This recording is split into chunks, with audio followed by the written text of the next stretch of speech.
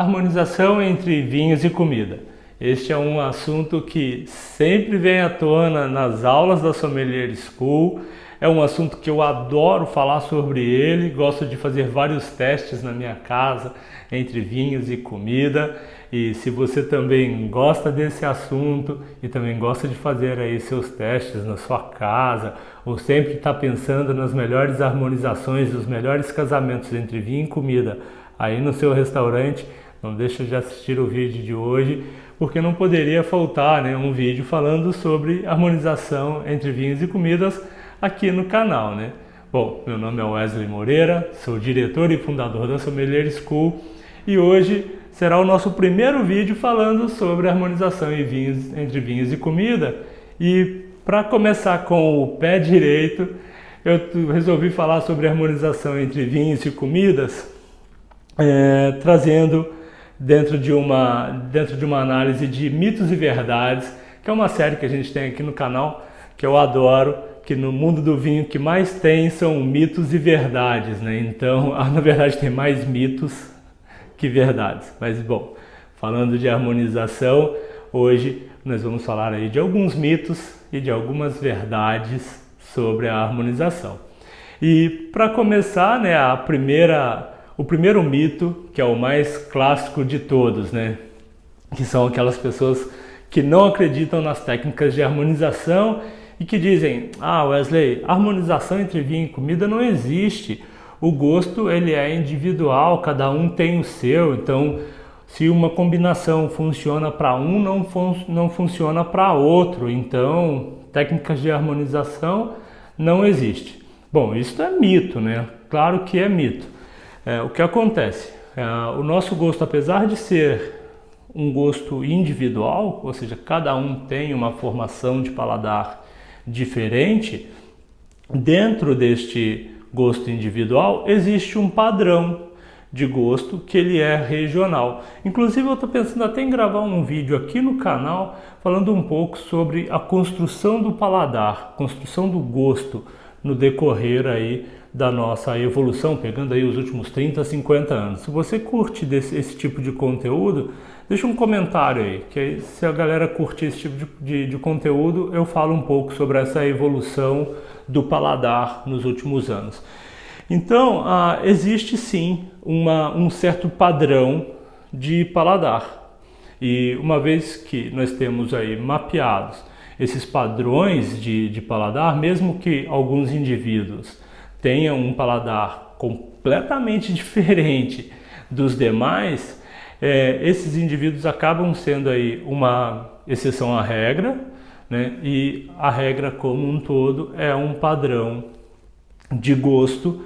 Então, em cima deste padrão, que é o do gosto macro, nós aplicamos aí algumas técnicas de harmonização, e essas técnicas de harmonização, elas funcionam muito bem, e quando bem utilizadas, as chances de erro são quase perto de zero. Então, as chances aí de você ser bem feliz no casamento entre vinho e comida aumentam bastante quando você utiliza essas técnicas de harmonização. Bom, outra questão que sempre chega para mim através dos alunos, através do pessoal das redes sociais, dos meus amigos, enfim, que estão começando a fazer essa combinação entre vinho e comida, sempre me perguntam: Wesley, na harmonização entre vinho e comida, eu preciso pensar somente na proteína? Essa é também um outro grande mito que roda aí pelas cozinhas, restaurantes do mundo afora, né? Então a gente não deve pensar somente na proteína no momento de fazer uma harmonização, né? Então, quando você vai escolher aí um vinho para um determinado prato, ou vai escolher um prato para um determinado vinho, a proteína ela é importante, sendo ela desde uma proteína vermelha até uma proteína branca, mas nós devemos levar em consideração principalmente as guarnições. Isso aí, porque muitas das vezes, acontece bastante do molho ter um papel mais importante na harmonização e até mesmo na construção do sabor do prato e da estrutura do prato que a própria proteína. Vou dar um exemplo clássico para vocês, que provavelmente você já, de um prato que você come aí na sua casa. Vamos pensar num bife de filé mignon, que num restaurante geralmente nós vendemos como um tournedos, que é um corte um pouquinho mais alto, tá? De filé mignon, servido guarnecido de batatas fritas. Pode ser rústica, pode ser palito, enfim, batatas fritas. Para este prato, bife, batata frita, para fazer uma boa harmonização com ele, como é uma carne mais magra, não tem gordura, potência de sal não é tão alta, eu vou escolher então um tinto de médio corpo para leve, para fazer então uma boa harmonização com este prato. Fechou? Beleza, a harmonização está fechadinha. Bife, batata frita, um tinto de médio corpo. Porém, se eu acrescentar neste prato um molho, vou dar um exemplo de um molho que provavelmente você já comeu ou já conhece. Molho madeira. Poderia ser qualquer outro tipo de molho, tá? Estou usando o molho madeira como exemplo porque é um molho muito conhecido e que quase todo mundo já provou, provavelmente você já tenha provado. Então, molho madeira. Se eu acrescento o molho madeira em cima da minha proteína, em cima do meu bife de filé mignon, eu estou acrescentando neste prato gordura, que vai me gerar intensidade e viscosidade no paladar, vai acrescentar peso. Eu vou estar acrescentando também intensidade de sabor, vou estar acrescentando um pouco mais de sal. O vinho que eu tinha indicado antes, que era um tinto de médio corpo para um baixo corpo, já não vai atender para este bife com molho madeira e batatas fritas, porque agora nós temos um molho. Então, como eu tenho um molho, eu preciso de um tinto que tenha um corpo de médio para mais, seja um vinho com mais corpo, com mais densidade, com potência de taninos um pouco maior, para que ele possa aguentar então essa viscosidade, essa untuosidade que o prato agora tem e também a intensidade de sabor que foi aumentada no prato. Deu para entender um pouco por que a gente não deve pensar somente na proteína no momento de fazer uma harmonização? Então é importante a gente pensar também nas guarnições e também pensar no molho, tá? Esse exemplo, enfim, existem milhões. Camarão, alho e óleo, servido com limãozinho, vinho branco, acidez alta, bem fresquinho. Funciona perfeitamente. Este mesmo camarão no alho e óleo, se eu acrescentar um molho 4 queijos, eu adicionei gordura, adicionei potência, corpo, intensidade de sabor. Aquele branquinho com acidez alta e fresquinho que eu escolhi primeiro para o camarão já não vai servir. Eu vou precisar buscar um branco, preferencialmente com passagem por madeira, que também tenha untuosidade, tenha corpo, tenha intensidade, para que a gente possa comparar os dois, equiparar os dois, na verdade, não comparar, equiparar os dois e assim conseguir fazer uma boa harmonização. Tá bem? Bom, vamos aí para a próxima dúvida que paira pela cabeça da grande maioria das pessoas. Na harmonização com carne branca, com proteína branca, devo usar somente vinhos brancos?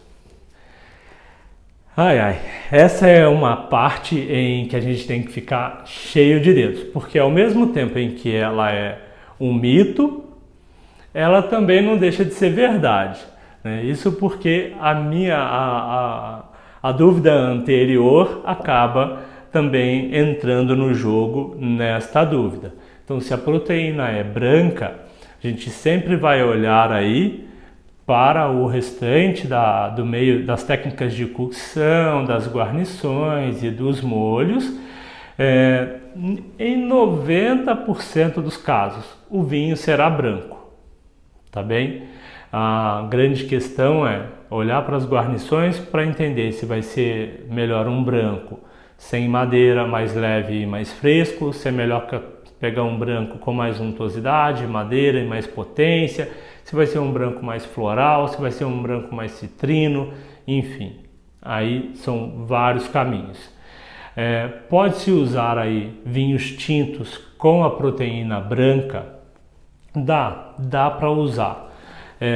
mas os casos são muito raros, tá? A gente tem aí algumas receitas de bacalhau que funcionam bem com vinhos tintos. Isso para dar um exemplo, mas a gente não vai muito longe disso. Então, se o prato à base é peixe, a gente acaba ficando preso aos vinhos brancos.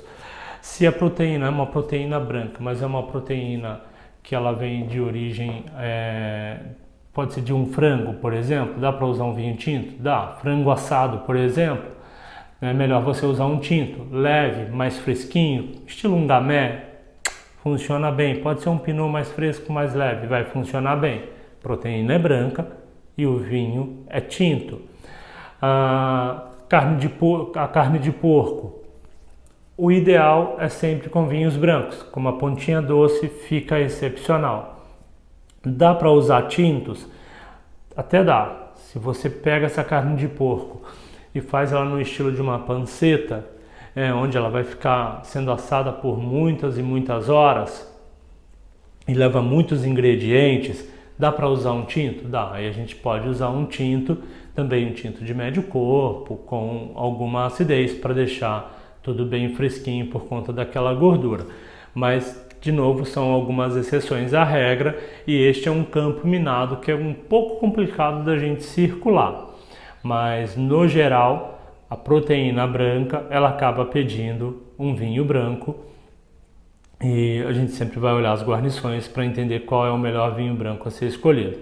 Sabemos que tem aí algumas exceções à regra, como eu acabei de citar, como é o caso do frango, enfim, entre outras, que a gente pode utilizar vinhos tintos.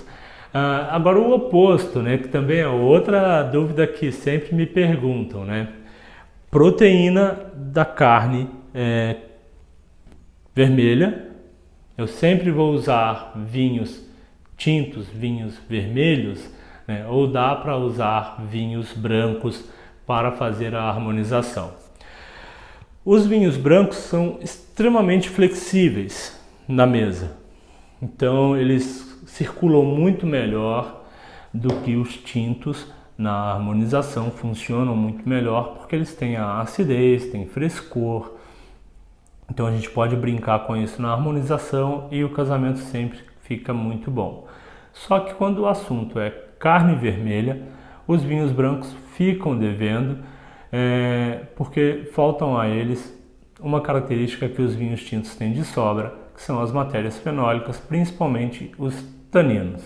Isso porque a gordura e o sal são contrabalanceados aí com o tanino. Então, gordura e sal diminui a percepção do tanino e os dois acabam ali formando um bom casamento quando bem equalizados para gerar a harmonização. Então, para usar um vinho branco fica um pouco complicado. Então, harmonização com carne vermelha e vinho tinto, sim, é verdade. Preferencialmente utilizando aí, se a carne é vermelha, vamos dar preferência para vinhos vermelhos. Aí de novo para a segunda dúvida que surgiu, né? Devo olhar só para a proteína? Não, a gente sempre deve pensar também na composição aí como um todo, né, na hora de fazer as nossas harmonizações. Uma outra dúvida, né, que as pessoas acabam me perguntando: Wesley, existe um terceiro sabor na harmonização? Isso é verdade? É mito?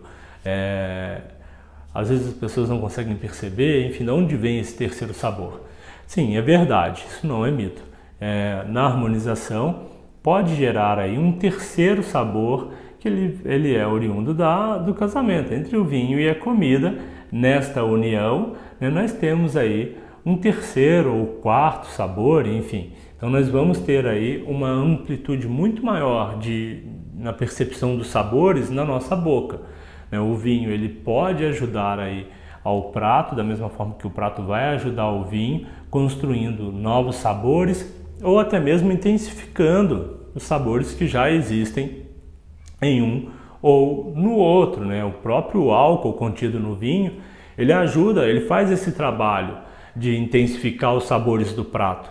Então, Sim, é verdade. Numa harmonização gera-se um terceiro sabor, e esse terceiro sabor vem exatamente do casamento entre o vinho e a comida. Uma outra dúvida que as pessoas sempre me perguntam, e às vezes eu vejo até postagens por aí, enfim, no Facebook, no Instagram, de pessoas comendo peixe, principalmente comida japonesa, com vinho tinto, né? Voltando de novo lá aquele assunto da carne branca, enfim. Wesley, dá para comer peixe com vinho tinto, né? Bom, eu já respondi lá atrás, no comecinho do vídeo, eu vou responder aqui de novo. É muito difícil, existem algumas exceções a esta regra, né? Eu até já citei algumas. Para falar de peixe com vinho tinto, a gente pode, sei lá, de repente citar o salmão com o Pinot Noir, que funciona bem, ou o próprio atum com o Pinot também funciona bem.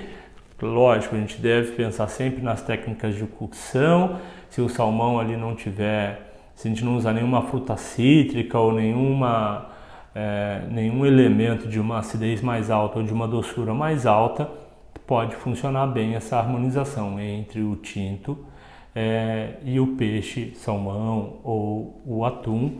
E para alguns casos de harmonização com bacalhau, a gente também consegue usar alguns vinhos tintos para algumas receitas de bacalhau.